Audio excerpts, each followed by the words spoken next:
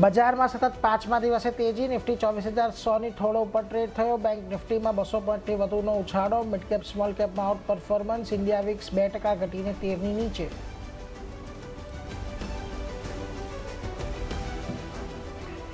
Defence, chemical અને realty સ્ટોક્સમાં આજે ઉછાળો.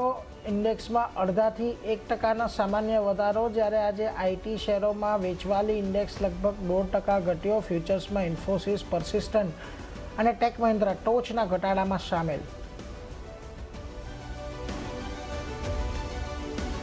જેપી મોર્ગનના બુલિશ રિપોર્ટથી યુનાઇટેડ સ્પિરિટ્સમાં તેજીનો ચમકાર. ફ્યુચર્સમાં ટોપ ગેનર્સમાં સામેલ. લગભગ 2.5% વધ્યો શેર, જ્યારે વર્ણો બેવરેજીસમાં પણ સારી તેજી.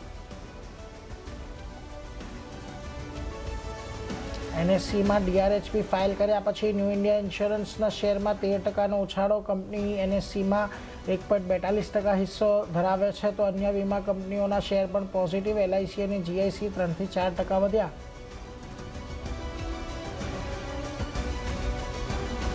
યુકે સાથેના એફટીએ અમલમાં આવવાની જાહેરાતને કારણે ટેક્સટાઇલમાં આવ્યો ઉછાળો. ગોકલદાસ એક્સપોર્ટ અને વેલ્સપન લિવિંગ 4 થી 5% વધ્યા.